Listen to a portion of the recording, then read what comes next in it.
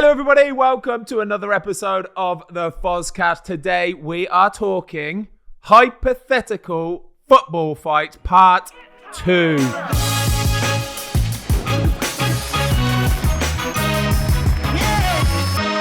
So if you want to find out who would win in a fight between Jordan Henderson and James Milner, or the pretty boy fight of Graziano Pelle and Olivier Giroud, this is a podcast for you. And we are joined today by good friend of the show, Thogden. How are we doing? Welcome. Great Give me to some be back love on. in. Well done, Can I just say as well, guys, that Thogden's YouTube channel is absolutely smashing it, by the way. He puts content on like daily, literally daily, and he's very near to 1 million subscribers. So please head yourself over there. We'll put a link in the description down below. Go subscribe to his channel. We want to get him to 1 mil subs. He deserves it because he is the man, aren't you? You're too kind. How do I celebrate a mil, though? I mean, if this gets me over a mil, what do I do to You celebrate? invite us to your night out? Yeah, 100%. We are Fozzy having a on night it. out. We're having a big night out, Let's do okay? it. Yeah. Deal. Yeah. All right, Yeah. Tomasi, before we get into it, we're just going to talk about some of the transfers that have been happening, or rumours and like rumblings and all that kind of stuff, yeah? We are, but can I just say I'm a little bit disheartened, a little bit sad this week Go on. because we're into 26th of August when we're shooting it.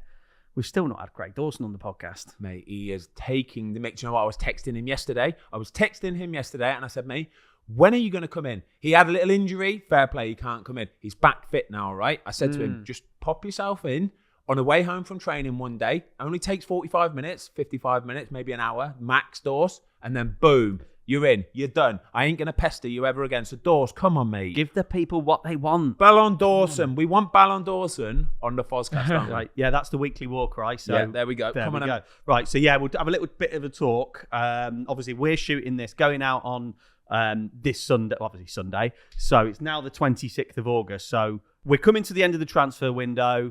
We just want to talk about some of the movers and shakers so far.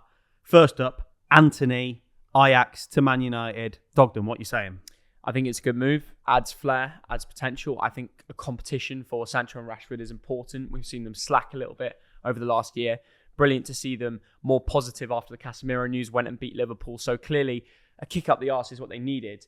And the Antony talk is exactly where United should be, looking for the best players. Brazil's World Cup, they're favourites to win it. Antony could have a breakthrough year. You either get him now or they're going to sell him to Real Madrid, Barca for 100 mil plus. I think he's going to the top. It's a lot of money, isn't it? 80, they're talking. It's a lot of money. 80 mil, don't get me wrong, is a lot of money.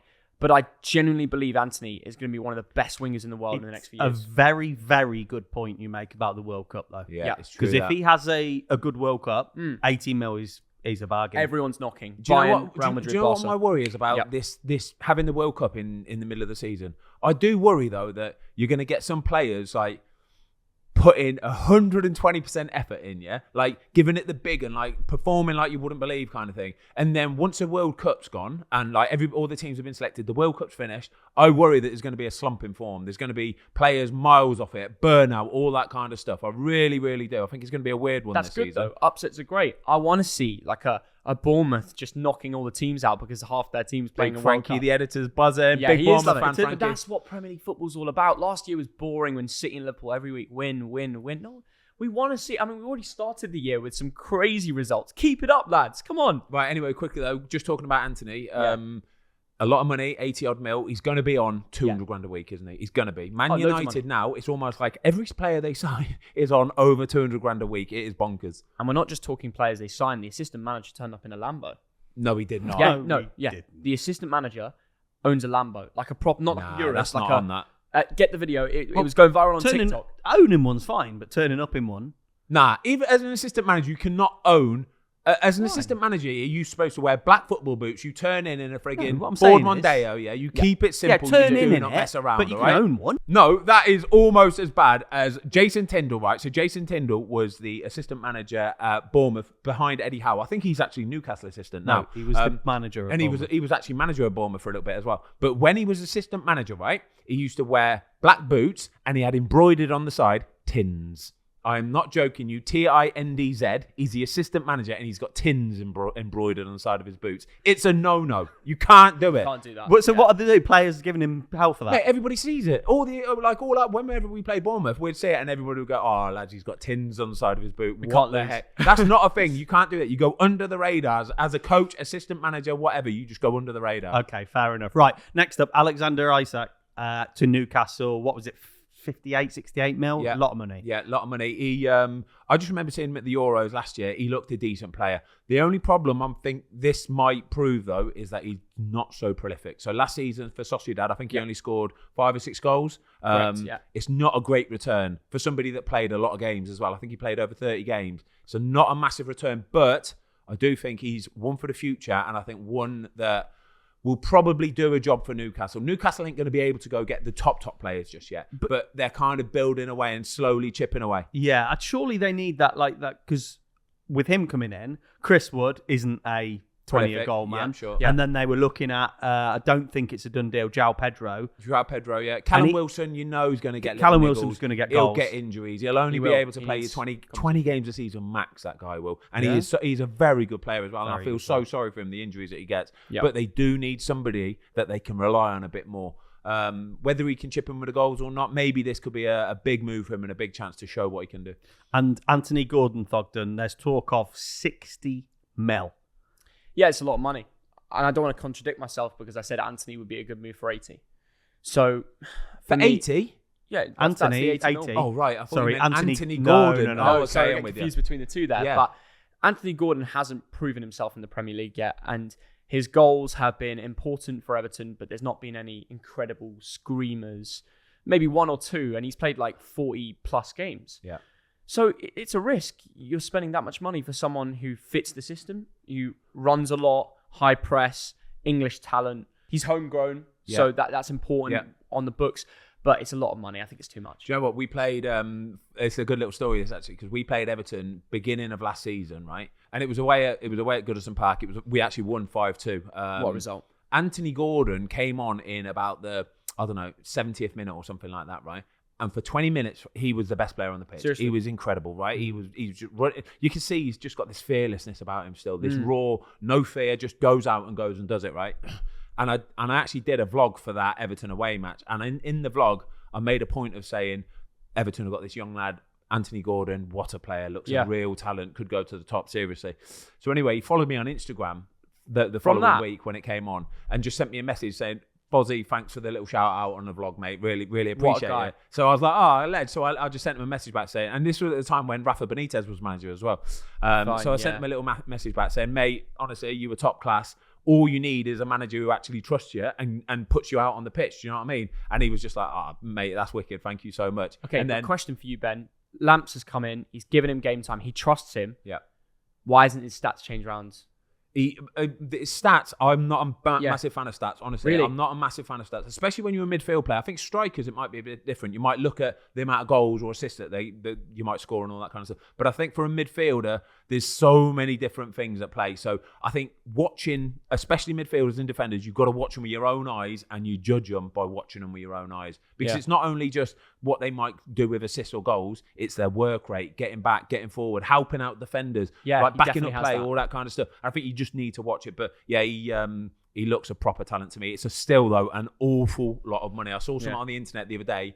Someone said 60 mil for a player who hasn't scored a goal on purpose yet. Because apparently the only goal that he scored was like I don't know, deflection or like he didn't mean it or something. Or came off him or something like that. Yeah, there were 2 that came off him and he scored 1. But they need a striker as well, right? So there's talk of 60 mil and Armando Broja. Yeah. Right? Yeah. If you're Lampard, if you're Everton, if you're anyone, you have to accept that, surely, because they need goals as well. You snap their hands off for that deal. Quick, fast. Armando Broja at Everton screams goals to me. Yeah, I think he'll do a job. I broke his nose last season, by the way. As well. Did you? Poor lad, yeah. We're playing Southampton, away at Southampton. Did you send him a message? The ball, I stood over him and said, sorry, mate. I'm really, really sorry, right? The ball kind of looped up to the back post and he was running towards it to get like a head on goal.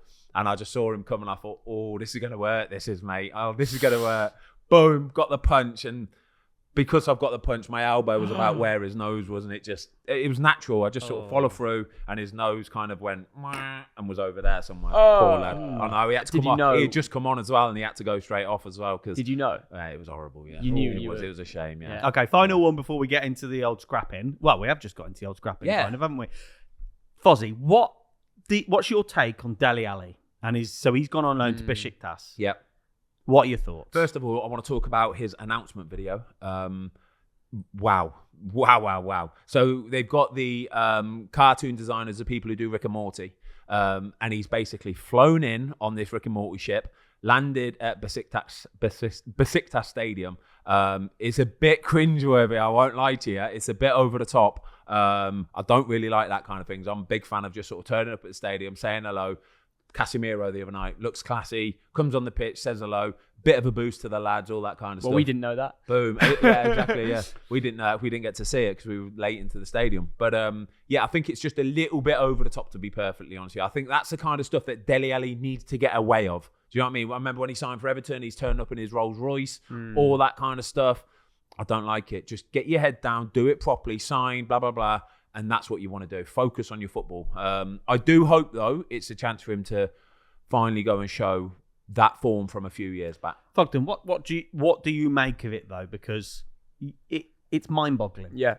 I think when I sat down with my dad and we spoke about Dele Alli's career and what he used to do against teams like Palace, where he'd flick over their head, bang it in on the volley, not even had a bounce, make defenders look like mugs, tore people apart in the cup when he was playing for MK Dons, breaking through, and you just thought this kid is a joke. England early days, incredible stats. He did it on his own, personal accords. And now that he's going to Turkey after a few bad years, I think it's a brilliant decision to get away from all the BS, relationships, friends, family, all the distractions. You're solo focused on your career, playing football in front of 60,000 crazy fans who love you and will die for you.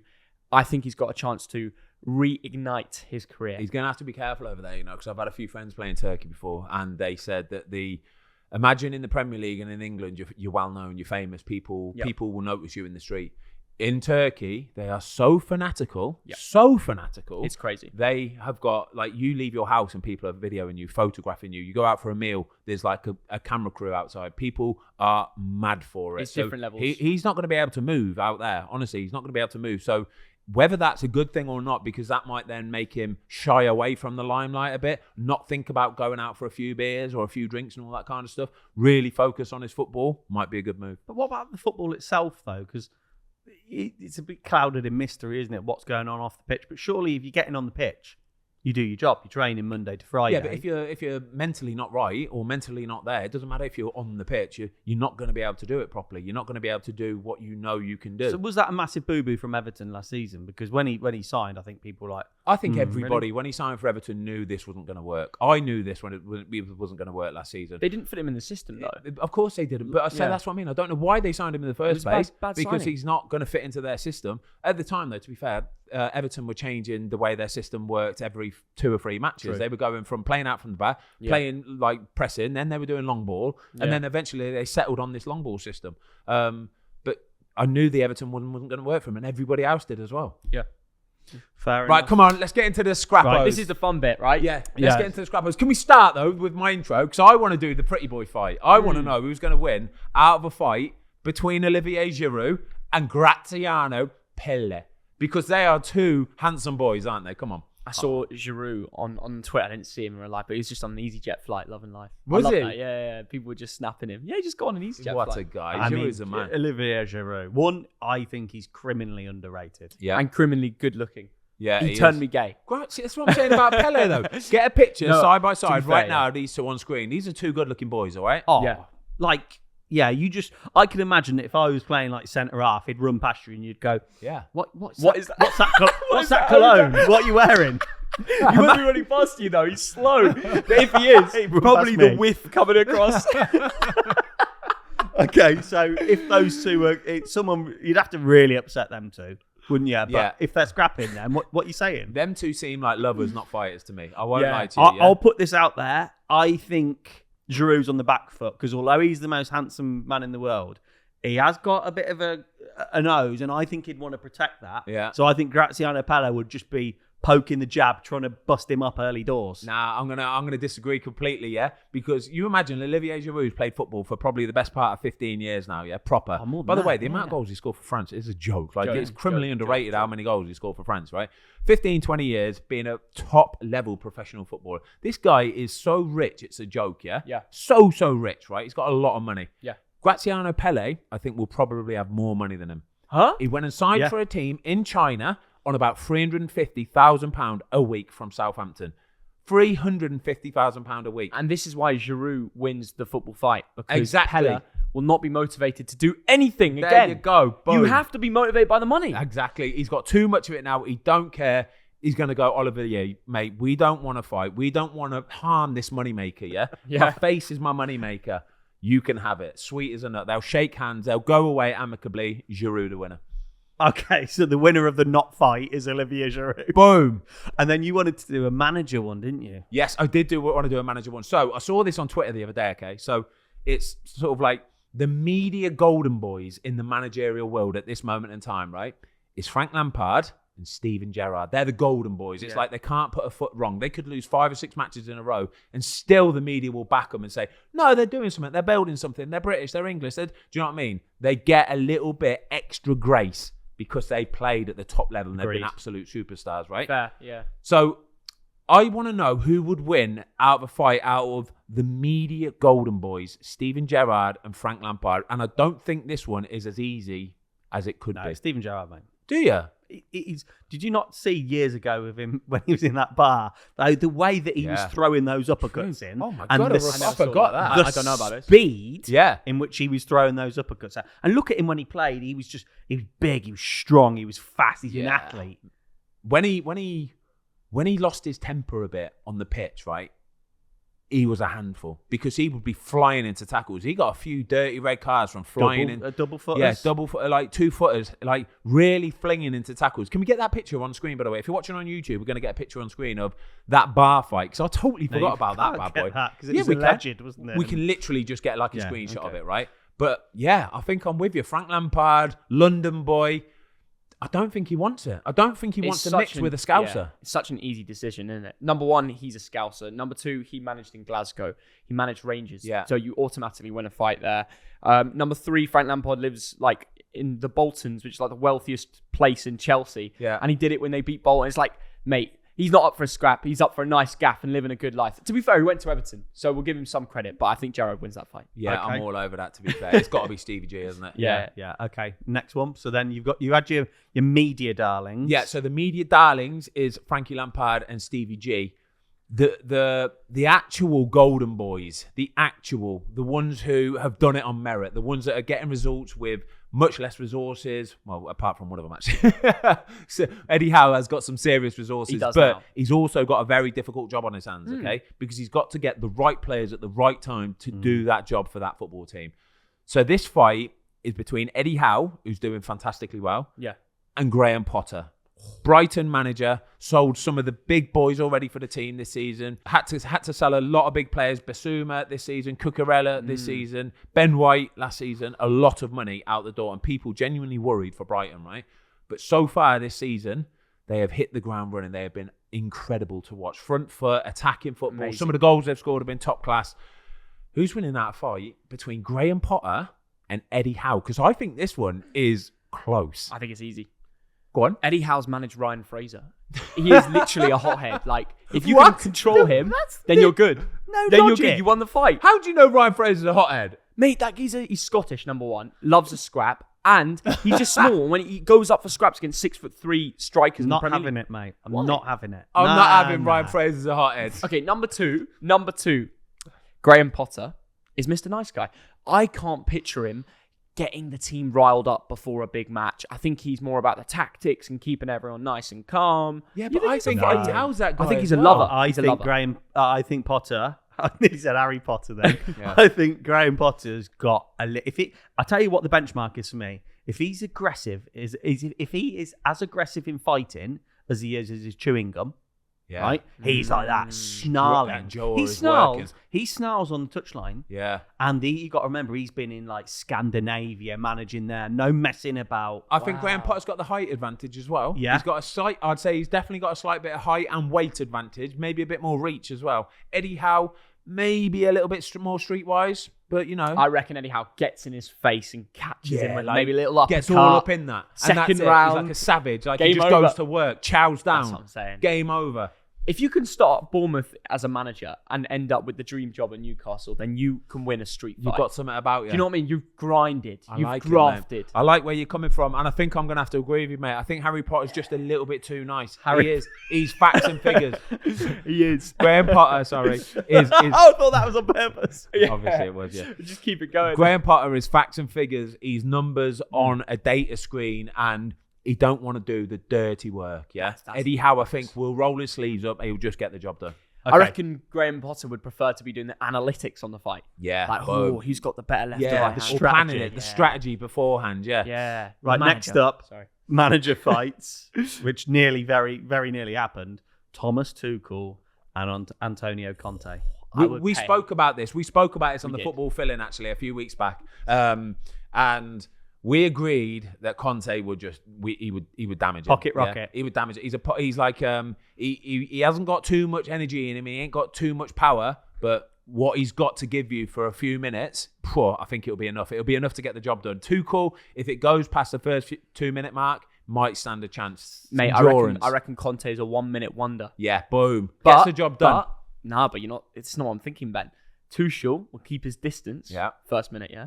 Just blocking him out. Picking little jabs. Picking him out. Boom. When Conte gets gassed, Tuchel comes in with the big right hand. Game over. I don't think Tuchel's got a big right hand. Did you see how his skinny his arms are? When Conte grabbed his arm and Tuchel pulled it back like that, mate, he's Fozzy, skin look, and bone. your arm's longer than mine, right? Yeah. You could just pick me off. Even if you had small Mate, arms. I could pick you up. I could bear hug you, whatever God. you want, mate. I'll beat you however I But want. Conte is going to, you're right. I think he's just going to overwhelm him early. And his fire is going to burn bright, but die quickly. Very And I quickly. think it'll be too much and it's over. Yeah, Tuchel So don't want are we that. staying with Conte? 100%. I'm going Tuchel. Right, so I looked in the comments. So 66%. Yeah, Yeah. 33% Tuchel. So I looked in the comments after the last video, and there's one that made me chuckle. By the way, can we say some of the comments after the last video Brilliant. were world class? Like Yeah. most of the suggestions in today's video are from your comments, so Yes. we do appreciate them. And if you want to see a part 3 of this video, get in the comments once again. Let us know who you want to see as a hypothetical football fight, because we will put them to the test. Yeah, so this one was a funny one.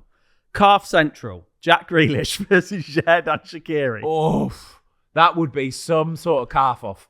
That's Just a got to be kicking UFC. fight. Right, I saw Shaqiri on holiday in Mykonos a couple of years ago. Right, we were both at the same sort of like sports center kind of thing, doing some work, and he was lying on the bed getting some treatment. I made a point of going over to say hello to him. The first thing I did was shake his hand and say, "Nice to meet you, Gerrard." The second thing I did was grab his calf, get both of my hands around it, because I had to get both my hands around it, and I looked at him and I said, "That's incredible, mate. What a guy." You said that? What? Oh, he's got. He was just laughing. He was. You are a bit of a weirdo, though. Yeah, I'm a aren't bit of a weirdo. I'm personable. I'm touchy, and it's fine. It's not a problem, right? So I got my hands around this calf, right, and I looked at him in his eyes and said, "Proud of you. Well done, Gerrard." I think Jack Grealish has got the nicest legs in the Premier League. They're very good, aren't they? They are strong. Sculpted, yeah. I think that's why he's so good at like jinking, and he's not like, I don't think he's like 6'2" or anything like that. I think he's got this kind of center of gravity where he can just explode Big, off both strong legs, trunks, can't aren't he? they? Yeah. Tree trunk. Yeah. Shaqiri's legs, they're shaven. He shaves his legs, Does yeah? he? They're clean as a whistle, right? Not a bristle on it, right? They're beautiful. Jack Grealish, hairy legs. Here's a question for you. Big hairy legs. If you've got hairy legs as a footballer, Yeah. you getting rub downs on the daily. Yeah. Does it hurt? Yeah, a little bit. So that's why people shave their legs, right? Yeah, a lot of people shave their legs because you will be getting, and not only that, strappings as well. If you're a player who needs most footballers need strappings on their ankles, yeah? They need, everybody virtually has that, because you end up losing so much sort of like the little tendons and stuff and the little ligaments, they just get stretched. Reinforcing They it. get stretched, so everybody needs strappings. This is why players shave their legs most of the time, is because it looks weird, if you only shave to like mid-calf, Yeah. because that's where the strapping goes up to, so you may as well just do the whole lot, Whole right? thing, yeah. Because when you have tape on you and you rip the tape off, if you've got hair on your legs, oh, mate. This is where you get like the little spots, and it's called folliculitis because the spots get infected because you've had a rub on it. It ends up just looking a mess, so you're better off just shaving the thing. Yeah.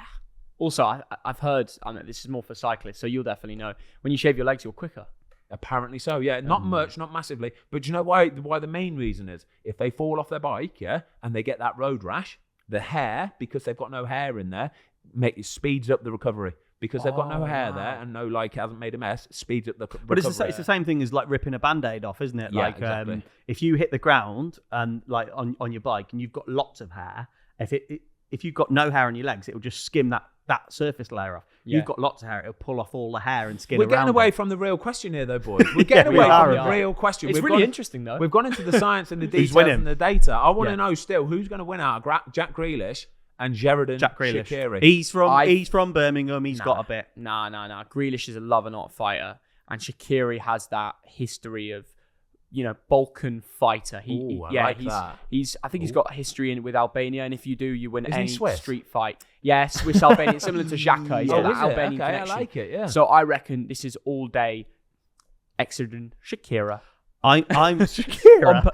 Have you ever heard the pronunciation? Shakira. Have you ever heard the pronunciation video where they just take the piss out of names? Ex-Eridan. Ex-Eridan. Ex-Eridan. Right, so I'm going Grealish. He's going Shaqiri. So casting votes on you, mate. I'm gonna go. If it's middle of the day and it's nice and chill, I'm gonna go just Shaqiri, just because I think he's a little tank. What However, if they've had a few beers in Tenerife? I think they've had a few beers and it starts to get a little bit tasty. Grillo, my boy, loves a few beers, right? And I think once he has a few beers, his inhibitions go a little bit and he's swinging. And I think he'll get the job done. Backup of Ross McCormack. Yeah. Fight. Boom, there you go. Okay. Next up, we've got a battle of the newly promoted boys. Big uns, strong uns. Alexander Mitrovic. Yeah. Oh, whoever he's fighting against, I do not fancy his chances. Okay, hear me out. Kiefer Moore. I still don't fancy his chances. Sorry, Kiefer, mate. Mitro is, this year especially, Savage. lean, hungry, savage. He'll get the job. He's an animal, But mate. Frank, our editor, he's from Bournemouth, said he saw Kiefer in the gym last night down in Bournemouth, and he said he's built like a rugby player. He's a big lad. He's 6'4", 6'5"? Yeah, something like that. He's definitely got the weight advantage, the height advantage, the reach. But I just worry that Mitro, once he sees that red mist, there's no stopping him. Street fighter? Street fighter. Down and dirty. I think if there's one player in the world who you wouldn't want to have a street fight with, it's Alexander Mitrovic. Yeah, me too. I go to Serbia regularly, see Red Star fans, and they are all absolutely flipping wham. Serbians are crazy. They'll fight. I mean, honestly, if you get on the wrong side of one, you're not coming out alive. Yeah. They all just go and go and go. He's winning any fight. You keep your head down, you nod, you say yes, you be respectful, you get in, you get out, boom, Facts. as simple as that. Mitro ain't mincing around with this, right? He is just going for it. He's dirty. Sorry, Kiefer Moore. Kiefer Moore's going to hold his hands up and eventually go, cool. There's no point. Okay. Well done. Okay, fair enough. So we're going on Mitro on that. But how many goals is he going to end up? So we're a few games in now. How many Premier League goals if he stays fit, is Mitrovic ending up with here? 14. I was literally going to say 14. I was going to say 14, so I'll go one more and say 15. Yeah. And if he gets 15 Premier League goals for Fulham this season, that's got to be one of the biggest achievements for any Massive. striker this season. If Without they survive. doubt. Okay, Without doubt. He's still only 26, right? Because obviously he came over is? at Mitrovic. Shut your mouth. That's not possible. He's 26. No, he's not. maximum 27. You can't say he's No, I 26 Googled and him then the other say day. possibly 27. He's That's 26. ridiculous. I'm not having this. If he's 26, then Yeah, but you've got to remember, he came to Newcastle. I think he was like 18 or something. And he looked burst on the 30. scene and got about 14 red cards in his first season. Did he? No, he didn't. He got one. I remember one he got. But how old is he then, Ben? He's 27 years old. 27 That's years old. ridiculous. Okay. Fair play, Tom. Did Fair play. anybody else got it know? wrong, Get in the but- comments again. Did anybody else know that Alexander Mitrovic was only 27 years Yeah. old? I genuinely would have said 30. 31, 32. So here's Genuinely. my question then, Ben. So obviously he's been around a long time. If he scores 15 to 20 Premier League goals next season, and this is more of a complex question than it seems, is he getting a move to a big club? I don't think he's getting moved to a big when club. I say big club, I mean an established top 8, top 10 club. he would be the sort of player that would sign for somebody like a West Ham or a Villa or like Everton when they're doing well. That kind of player. So I don't ever think he could go top 6, top 7. No, I don't think he's that. 60 mil comes in next season. Yeah. He lives in, and this is why it's a complex question. He lives in Fulham. Yeah. Right? Beautiful. Or around the area. Exactly. If Villa come in next season and let's say it's a 15% bump in wages, 20% bump in wages, and it's moving to Villa, what's he doing? I think the bigger question of this is if Fulham don't stay up, I think he will get a move.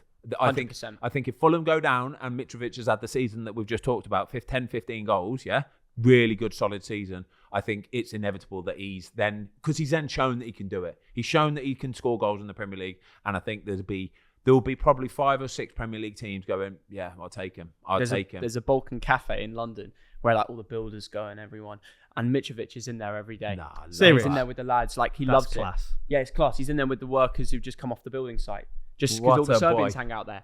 I think it'll be tough to move him out of London. Yeah, I totally agree. Especially Fulham. Like playing for Fulham is a lovely team, you know. Like Fulham is like the dream ticket. If you're playing for one of those kind of middling Premier League teams, you know what I mean? Fulham is like the dream ticket. You get to live in a lovely part of London. It's just everything fantastic. There's not too much pressure on you. Do you know what I mean? You're not too famous almost. Perfect. But Mitrovic all day long. He's battering Kiefer Moore. Battering him. Okay. Laughing. Next up, Kieran Trippier, Kyle Walker. Oh, that is a left field one. A right field one, actually. Yeah, a right backfield one. Yeah. This is a really tough one. I don't think it's tough. Kyle Walker's much bigger than him. He is bigger than him, isn't he? Trippier's scrappy. Yeah, Trippier's a northern boy, you know. Yeah, he is, yeah. Kyle Walker's a northern boy. Sheffield Steel, isn't he? Yeah, I would not want to mess with Kyle Walker. Mate, this is a really tough one. He'd body you, and that's it. You're knocked out. I think physically, Kyle Walker would be too much for Kieran Trippier, but Kieran Trippier's still a little tank, you know. I think Trippier beats most people his size. Yeah, most right backs. It's a different weight class. Yeah, that's a fair point. So, World Cup, what formation are we going to be playing, Theo? I want to go 5 at the back, 3 at the back, whatever you want to call it. Yeah. Where's Kyle Same Walker as playing in that? Right side right of the centre three? back. Right centre back. So then we're looking at a right wing back and left wing back, which could be Trippier. Yeah. So do you think Trippier starts? Oh yeah. Where would you start him? We need him for set pieces. I'd start him potentially left wing back. I know people will say Chilwell, but I think we have too many right backs, so we need to move him over. How mad is it to say that? I think on paper, if you had to pick the best right backs in the Premier League, Kieran Trippier might be, out of the English ones especially, maybe 4th. Maybe 4th. Yeah, you've got Trent, you've got Kyle Walker, you've got Reece James, and then maybe you'd put Kieran Trippier. Yeah, exactly. Then you've got people like this. It's incredible, right? So you've got all of these right backs, right? However, when it comes to the actual national team, I would still probably play Kieran Trippier because it just works. It does. And different teams, different formations, different styles of play. Free kick, set pieces. It just kind of works for England, and that's why he's always played and probably always will play as well. I think it's a bit of a travesty. Like, for me, Trent doesn't get a look in. It's incredible. What do you make of that? I know Trent's having a bit of a bad time at the minute. He hasn't started the season too well, especially the game against Man United. People love to highlight all the times he's been beaten. I've seen so many threads on the internet of Trent Alexander-Arnold, a thread of mistakes or all this kind of stuff. And I'm thinking, come on, it's Trent Alexander-Arnold. You know, he's the man. He is the man. Yeah. He's ridiculous, but I want to see him do more for England. Yeah, for sure. That's the thing, though. This is why people like Jordan Pickford will always play for England, because when he plays for England, he does really well. He is reliable, and you know what you're going to get from him. That's what Gareth Southgate wants with his whole team. And he knows Kieran Trippier. He puts him in, and he knows what he's going to get from him. Same with Harry Maguire. Boom. Okay, now we're going to talk. So what we gone with there? Kyle Walker. Yep. Yeah, we've got to go Kyle. Walker. Sorry, Kieran. Big up Trips, though. It's a good fight. We love Trips. Okay. Yeah, we love Trips. If we're talking, we're still going to carry on with the right back, and you talk about bodying a player. Yeah. Reece James. Ooh. Right. He's one robust guy. Once again, I'm going to say, whether he's fighting, I don't fancy his chances. Reece James physically is a specimen. Eric Dier. Sorry, Eric, you are getting done, mate. Reece James will clean you out. No. Yes. Have you seen Reece James Have you seen play? Eric Dier? Yeah, but Reece James is a tank lad. He's built. So's Eric Dier. He's thick. Nah. He's just a big lad. I think he's like naturally a big lad. Do you know what I mean? Reece James is sculpted. Honestly, sculpted. We played him end of last season, right? Watford against Chelsea, and Reece James was Do you know when Kyle Walker was doing it for England a couple of years ago, where it's almost like he enjoyed letting players get away from him, or enjoyed the counter attack, so he could like just go whoof, wait into them, and then just wait, and then you can go full power and be like, oh, you're gonna get hurt. I totally agree, mate. Reece James was doing this against us end of last season. Seriously. He enjoyed doing it. It's like he would wait a little bit longer just so he could come in, clean him out, take the ball away, and be like, sorry, mate. It was incredible. Here's one for you. Reece James is single-handedly responsible for bringing back the shoulder barge. Oh, he's dirty with it as well. Is he, Reece James? Yeah, he loves it, mate. It's his favourite. The shoulder barge. It's his favourite thing. Wow. He wants to hurt you. He wants to. He sees you, clocks eyes, waits, times it to perfection. Out of there. See you later, mate. I don't think Eric Dier. Eric Dier is a big, strong lad, yeah, for sure. But we're talking levels here, and I think Reece James physically much more capable, and he's got the nastiness. And also as well, did you see in the Leeds game the other day? So 3-0 down. Reece James obviously lost his head a little bit. Yeah, he's fuming. The referee is kind of like backing into him, like not. You know what I mean? He's walking back, pedaling, kind of. Reece James just kind of stands there, waits for him to get there, gives him a drops the shoulder, gives him a dirty little. I'm standing here. Do you know what I mean? I'm standing here. I think that's a bit disrespectful, to be honest. I know what you're saying. He knows the ref is coming. Yeah, but the ref needs to have better spatial awareness. You can't just walk into people. Yeah, but it's a footballer. You've got to get out of the way. Nah, I'm not having it. I think refs get so much stick. I smiled. Stick, to be fair. I smiled when I saw it. I've got to be honest. Anyway, what we're saying: Reece James, Eric Dier. Yeah, I'll go with Reece. I'm not going to argue. I'm not going to fight you on it, Fozzy. Fozzy, you've convinced me on Reece James. Yeah, I like it. Reece James, clean sweep. Yeah. Now we've got. We're going to just change it up a little bit. We've got a commentator, Big Meeks, Micah Richards versus Roy Keane. Oh, come on! Bit of age difference here, right? This is ridiculous. This isn't even a matchup. This is like what? This not even a matchup. This is within about 20 seconds. This is game over. Roy Keane. No. Yeah, obviously Micah Richards. Obviously Micah. Mike, are you for real? Yeah, obviously Micah. He's a beast. Mate, and we're talking Roy Keane's old. Exactly. Okay. It wouldn't be fair. Even a fight. Yeah, this is not fair. People don't want to see this fight. Do you know when you get those boxers who like retire and they've been out of the game for 20, 30 years, and all of a sudden they announce a comeback fight against another kind of. That would be what it's like. I don't want to see this fight because Mika is still. Oh mate, he's good to go. He's an animal. He's a tank. Yeah, he's stronger than anyone. Okay. He's stronger than anyone. Really. So, mate, I remember I was in the same England squad when he made his debut. We were away in, I don't know where it was, like Macedonia or somewhere like that. And I remember him getting changed next to me. And as soon as he took his clothes off, I remember looking at him thinking, what on earth? This kid was like 19 years old, right? 18 maybe. He took his clothes off and it's like his muscles had grown muscles. He was so big and strong. It was just, everybody kind of like looked as if to say, what am I seeing? What? Like, how? And I talked to Joe Hartson and I'm going, Harty, like, what is that? And he was like, mate, it's a joke. He's a joke. Wait till you see him as well. He said, wait till you see him play. He's an animal. He's an absolute animal. And I'm like, wow. So yeah, this ain't even a fight. Big Meeks. Next up, Neville Jamie Carragher. Oh, that's a good fight.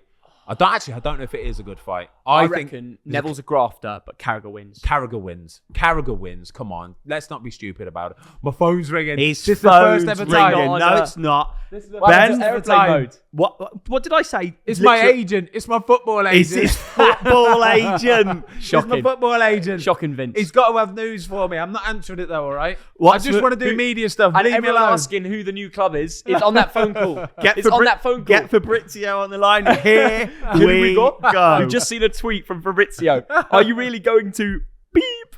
Shorts. Put down the shorts. Okay. I'll pick it up. I'll bring him back afterwards. Don't worry about it. Right. I'm not sure if you remember this geezer.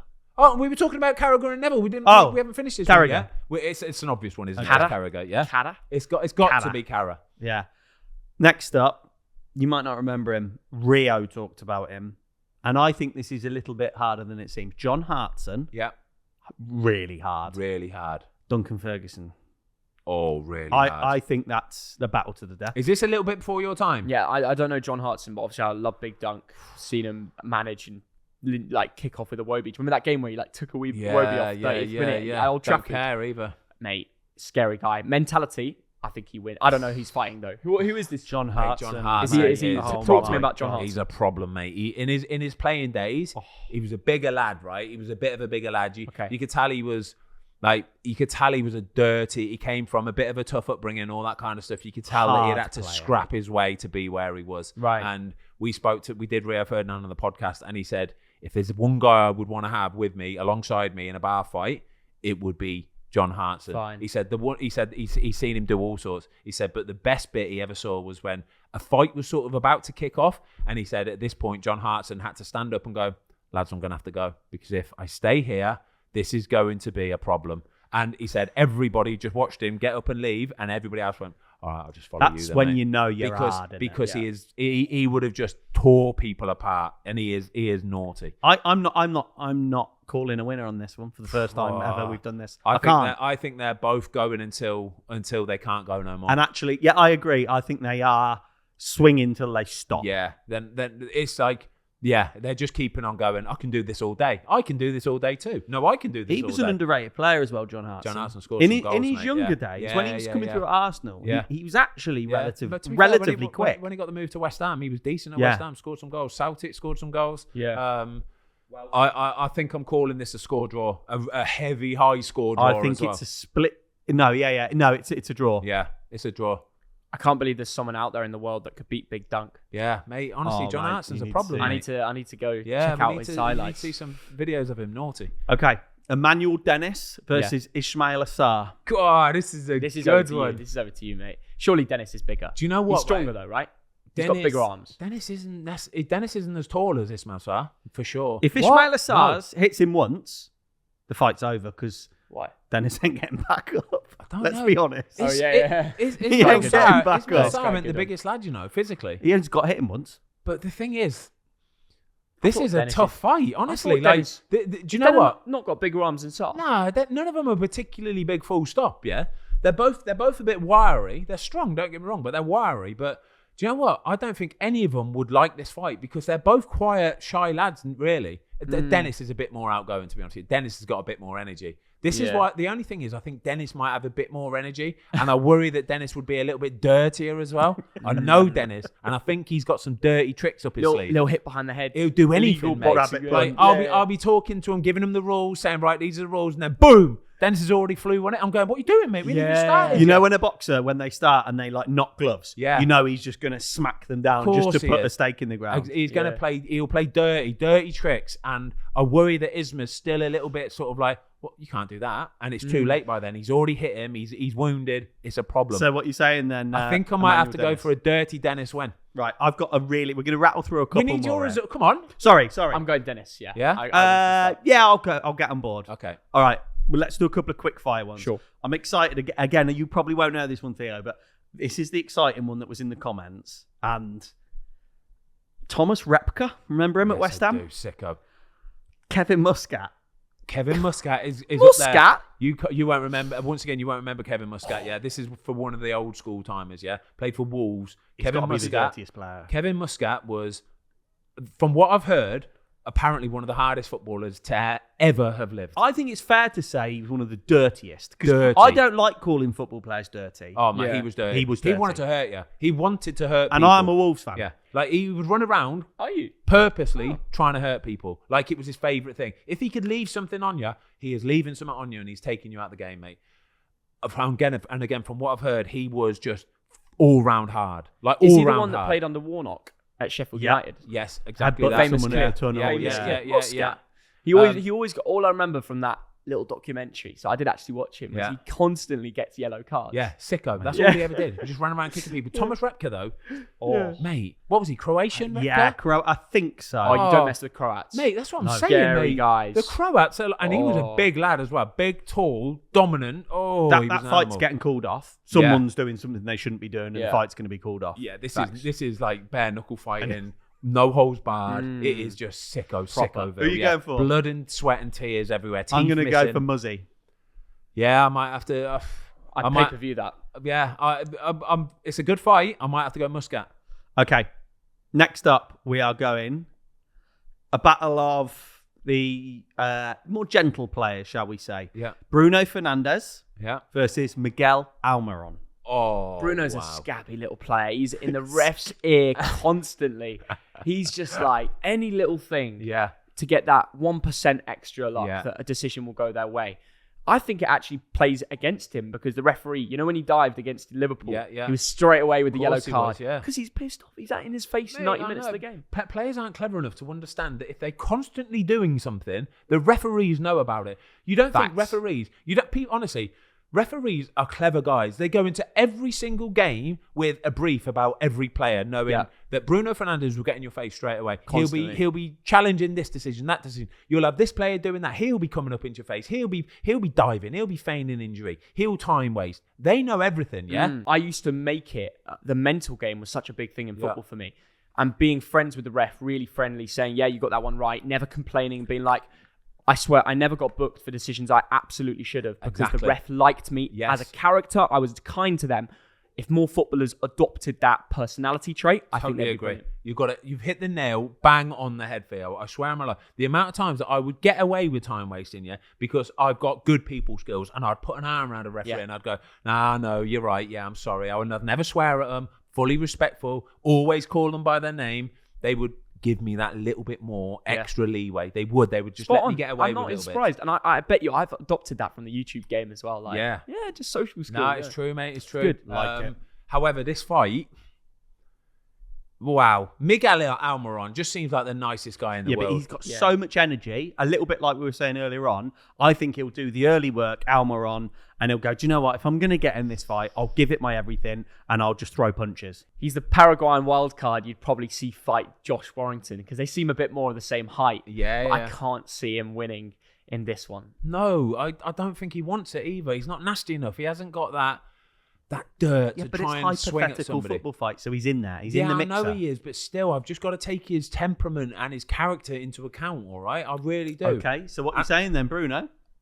I just think maybe. I do. I just think maybe. I just think Bruno's just got enough, again, dirty tactics. He'll be naughty enough to get over the line. Dirty, little trips, little kicks. Kick him in flicks. the nuts. Yeah, in the nuts, all that. No man code. It goes out the window. Facts, horrible. Here's a question for you. Do you think Bruno is going to find his best form again now this season, Foz? I think if he can put the intensity into his football, like he put the intensity into the Liverpool game the other night, he will be one of the best players in the Premier League this season. I think he's the imposter in that United team. Do you? I thought even against Liverpool, the ones that shined for me included Lissandro, Malacia. Malacia was brilliant, I'll give you that. Ericsson. Yeah. Class. He's a classy player, full stop. And then, of course, the wingers and Martial hold-up play was ridiculous. I thought Bruno, he was okay, did a good job, connected play well. But I don't think he's ever having a year like that lockdown where he got more goals and assists than matches, ran the show. It was when he first signed. Right. Yeah. Because he signed in January, did he? Did he get a hat-trick on his debut or something? And he had that last 6 months of the season where he just absolutely smashed it, and then it was ridiculous, I honestly think, though, if he can get the intensity back into his game that he started with for that initial 6 months, if he can get the intensity back, I think that's when, you know, there's that saying, like, you make your own luck, I think with Bruno, once he gets that intensity back into his game, he'll start to find the assists again. He'll start to find the goals again. People will actually start liking him as a person because he works hard instead of just flinging his arms around all the time. I think that's going to be a massive thing for him. Can I also just want to say as well with Bruno, I do think I'll probably get roasted for this in the comments. I must admit, if Ronaldo goes, could he be the main man and smash it? Because he was so good before Ronaldo signed. You know what? I think the problem is him and Ronaldo playing in the same team. Yeah, me too. I don't think there has been, up to now, enough energy. And in the Premier League, you can't have... We used to call them luxury players, didn't we, in the 90s? Kind of like... Yeah. You can't have those players anymore. No. And actually, I was with you, Fozzy. We kind of nudged each other the other night at the game. We went up to the game, obviously. And Bruno started putting in a shift, tracking back, chasing... And United fans loved him for it. Mate, loved you it, do that, and you're halfway there. Well, no, it's not even that. Because the Man United fans love you for it, you get confidence from that. You buzz off it. So then you start to take ownership of yourself and ownership of being that main player in the team. This is what I think, honestly, that if he can start to get that again, I think he'll start scoring goals again. I really, really do. But I'm with you about the Ronaldo thing as well. Ronaldo's not that player to press. He's not. This new manager is almost a bad thing for Cristiano Ronaldo because he can't play that style of football. Cristiano Ronaldo. He should definitely go. He has to go. He's at the point now where he has to go, and there'll be plenty of teams where he'll be able to do what Ronaldo does. And when Ronaldo's left to do what he does, he'll smash it for some other team for sure. Thanks. But when you've got a manager who wants to press from the front, high energy, doesn't suit Ronaldo's game. Got to sign him for the system, haven't you? You do, and he will do it. He Exactly. will still do it. Yeah. Next up, we have got Kurt Zouma versus his cat. Nah, That's you a can't- joke. That's That's a ridiculous. joke. Wow. That's a joke. bang out. That is a joke. No. Can I just be clear? Now we've got Kurt Zouma versus Kalidou Koulibaly. Phew, this is a good one. This is a really good Well, one. we've already seen the highlights of Zouma. Some big kicks. Oh wow. This is a really tough one to call. You know. Yeah. My initial response would be Zouma because Zouma's he's a big youth. Don't get me wrong, Koulibaly he's a tank. Youth. He's a tank. He's tall. He's experienced. He's a tank. I think Zouma might just have a bit too much physically. I agree. He's up there with the likes of someone like Mika Richards in terms of size and strength. Oh, is he? He is massive. Honestly, he's really big and strong. Have you been up against him? Yeah, exactly. Corners, does he give you a hard time? He's massive, mate. He's Okay. really big. Nobody's weighting him. Nobody's bodying him. I But would maybe you're worry. saying this because Cooley was in Napoli whilst you were a player. Like, maybe you can't compare. I think Cooley's a big lad as well. He is. If you're in the Prem this season, you probably see that he's a tank as well. Yeah. And he's massive. And he's soaring set pieces already. I know it was a volley, but still. Lovely, wasn't it? It's closer than you think, but yeah, I'll go Zouma as well. Zouma. Okay, Zouma it is. Yeah. Yeah, one for you now, Fozzy. This one was mentioned 2 or 3 times. GK's Peter Schmeichel Yep. versus Oliver Kahn. Oh yeah, that would be a good one. That would be a really, really good one. Schmeichel. I think Schmeichel's got the height advantage and the weight advantage as well. You've got to remember, Oliver Kahn, if you look back at the videos, wasn't the tallest goalkeeper, you know? No, he was wasn't. not. He was 6 foot. He would be 6 foot. Yeah, Schmeichel 6'2", 6'3". Who was the better goalkeeper? That's Gotta really go tough. Khan. That's really tough. That's really tough. I don't think you won can more? fling an answer out just that quick, you know. You for can't Nationally. just say that. Who won more? That's not the answer these days. That's all I hear these days. Who won more? You can't do that's that. You know what the thing is, because in this country we've been exposed to Peter Schmeichel a lot more. I think a lot of people over here would say Peter Schmeichel. I think if you lived Germany, a lot of them fans would straight away Bayern chuck out. and Germany. Yeah, they would chuck out Oliver Kahn. They would chuck straight World out. Cup. Did he win a World Cup? Yeah, but Schmeichel won the Euros with Denmark. with a That's crazy Danish To team. be Yeah, fair, that is a big achievement. I think. Do you know what? I'm going to go for Oliver Kahn. Do you know why? Because do you remember in the tunnel on that video where Man City are playing Man United and Schmeichel is signed for Man City? Yeah? And Schmeichel walks out and Gary Neville's in their position, isn't he? They're in the tunnel in the wrong place. And Gary Neville is stood there and Peter Schmeichel sort of looks at him and he looks nervous. He looks a little bit nervous as if to say, I don't want to tap Gary Neville on the shoulder and say, can you move over to the other side? So eventually somebody else says something. Gary Neville looks at Schmeichel with like a look of disgust on his face. I saw that. Yeah. And then eventually they move over. And Schmeichel looked a little bit like, I don't want to say anything here. So I've seen that video. So it's like almost like I think he might have a little bit of like that withdrawnness about him. Yeah. Whereas I think Oliver Kahn's just full on angry He's man. firework. Oh, yeah. Full on angry man. Yeah. Some of the little scraps he used to get into on the pitch, I've seen him where he's grabbing. Who was it? I don't recall. I think it might have been Cruz or someone like that. He's grabbing his shirt and he's an animal. Here's one for you, mate. Here's one for you. So, talking about kind of tunnels, blanking, etc. What did you make of Ronaldo and Jamie Carragher? I thought it was a brilliant clip. So, I've watched it so many times. Let's just frame it. So, Yeah. Ronaldo's on the side of the pitch, and you've got Gary Neville, Roy Keane, Jamie Carragher, the pundits. Ronaldo's come over, and Jamie Carragher's gone to kind of shake his hand, and Ronaldo has nodded his head and pretty much blanked him. He's purposely done it. He's done it fully on purpose. Purposely. It's not You know like, the camera's there. yeah, it's Also, not like can I he's say- just missed the handshake. He's done it on purpose. Players fire themselves up. Gary Neville, good example. Ronaldo too, against the opposition that they're about to face. Why would they be nice to him? Liverpool legend Jamie Carragher is not going to be respected 30 minutes before a matchup against Liverpool. Especially when they know the Sky cameras are on. He knows he wants to get on the good side of United as well. Exactly after potential that. leaving signs. I think Cristiano Ronaldo knows at this point the cameras are on. Yeah, Ronaldo moves anywhere and the cameras are on him anyway. But especially this, the Sky cameras are on. He's going up to the pundits. Pre-match. It's a real massive opportunity to show the Man United fans at home watching. Oh, I love that. He didn't speak to Carragher. He blanked him. I love it. He knows it's going to go viral. Of course he does. I honestly think it's a little bit disrespectful. It's funny and I like it because that's the beauty of football. It gets you talking. I do. I enjoy this kind of stuff. It's like world-class shithousery, yeah? World-class shithousery. World-class. But it's still Jamie Carragher. I think you've got to put a bit of respect on Jamie Carragher, to be fair, because he was some player. But Sky Sports constantly talk about all the footballers, all the news. Ronaldo's the biggest name in football. They're going to speak a lot about him, especially in the Premier League. And when Neville defends him, who goes up against him? It's always Carragher. Yeah. So due to a debate, Yeah. and that is the world of football, you have to debate about things. Carragher is going to go up against. Obviously. Like he didn't put Ronaldo in one of the 11s or something. Yeah, Like there he you put go. like Salah over him at one stage. Yeah. So there was a little bit of back and forth. I can understand why Ronaldo ignored him. Yeah, me too. I can understand it. I did like it. I buzzed off it, in fact. It was so do you know what? It's good shithousery. It's brilliant. It's good world-class- content. World-class shithousery. Okay, we're going to do one more. Yeah. And because this is brilliant. And I think I can see Hypothetical Football Fights 47 Yes, somewhere in I hope so. 2028. Yeah. We need more suggestions. Don't forget, get in the comments. If you're watching on YouTube, get in the comments. Let us know your hypothetical matchups. Yeah, we said last time, obviously, it is just a joke.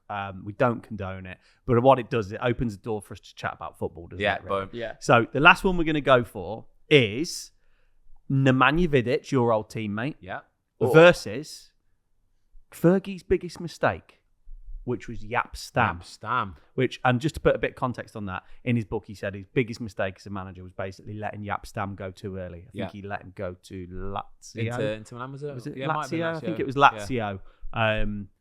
Interestingly, when they have these conversations about Premier League best defenders ever, I'm surprised he's never in the conversation, at least. I'm not suggesting he should be in there, but the fact that he's not really ever mentioned does surprise me because he was unbelievable. He should have stayed longer then to be in that list. Yeah, he should have done. I think that's the problem. He didn't stay. He wasn't around long enough, and even though he was top class, it's still probably just a little bit an era just before like the Premier League in its pomp. Do you know what I mean? It's just a little bit before that. But Nemanja is Serbian, so he automatically wins. I think you might be right. I really do. And Jaap Stam was a big, scary bloke. He was a big, scary bloke. Like I say, if you're talking Dutch versus Serbian, I'm backing the Serbian guy. I don't even have to see what they look like. I've still got to back the Serbian guy. There's something about this Balkan, there's just... Yeah. They're born and they have to pick between Partizan and Red Star. Simple. They already hate half the country. Yeah. The day they're born. The day they're born. You're red and white or you're black and white. Yeah. No, they don't have to pick. They pick what their dad tells them to pick, and that's it. There's no other option. It's your family, your blood is red or black. Exactly that. But yeah, I Nemanja was a scary bloke as well. To be fair, Nemanja was a scary, scary bloke. And is he like that on the pitch as well? Is he a little sicko, mate? He was a nice guy off it. But you knew he had a switch in him. You knew he had a switch. And he had that. When that red mist came over, you're getting out of the way, mate. I remember we went up in Manchester once. I think you'd playing for United. You'd won a game or something, obviously. And we went out for a few beers. And Nemanja Vidic was in the same bar we were into. And we were standing there, 3 or 4 of us. And Nemanja Vidic comes walking over. And obviously he was your teammate. So he's obviously going to be friendly and come and say hello. But I remember him walking over and thinking... Oh, fucking hell, you look scary. Yeah, he's a scary bloke, and he mate. was, yeah. He's got that look about him. Yeah, you know he can fight. You know he can handle himself. That's what he was. Seriously. Didn't have to say anything. That was a surreal night. We walked into a bar, and when in this bar in Manchester, Panacea, and we walked in there. And on this one given night, it was really weird. David Guest, Liza Minnelli's ex-husband, was in there. Kim Marsh from Coronation Street, she was in there. And then we had Nemanja Vidic, Mario Melchiot, Vincent Company, Shay Given. How do you even remember all this? Robbie Savage. Yeah, all in one night. That was a strange night. That was the invite, lad. Lost in the post. I think you weren't born, man. And Thogden was in there. Oh, that doesn't really work. That was it back in the day, though. Like that was it. The Panacea in Manchester was like the place to be, kind of thing. It was like, that was it. That's where everybody went, sort of thing. So you were always seeing everybody. Mario Melchiot, how good is that? That's so class. Yeah, I know. Yeah. That's your lot. I think that's good, isn't it, lads? I think you've. I think we've dissected that pretty well, considering these aren't actual fights and we've had to think about them on the spot. I think we've absolutely smashed that, yeah? Foz and Tom, I must have, like when we was going into the football fights, I didn't expect it to be this entertaining, but boys, I'm loving these conversations. Just nice chatting about footy, isn't it? Exactly, there you go. I've loved the football fights so much. Let's do a part 3, but we're going to have to get 15,000 likes. Boom, there you go. Big target set, simple as that. Thogden, top class. It's been, lads, honestly, Thank you. Loved it. Tomasi, some incredible matchups. As I said at the beginning of the show, please make sure you get yourself over to Thogden's YouTube channel. Make sure you subscribe. He's so close to that 1 million mark. Too kind, mate. Too kind. And we want to get a part 3 of this as well. So get in the comments down below. Give us your hypothetical matchups. And in the meantime, we will see you soon. That has been the Fozcast, lads. Up the Fozcast. Up the Foz Army. Up the Fozcast. What's that? Up the Foz Army. Well, I've got the TDL Army. You can say that. It's fine. It's fine. Yeah. It's fine. Golden. Thanks everybody for watching. We hope you enjoyed the latest episode of the Fozcast. Don't forget to give us a follow on Spotify. Up the Fozcast.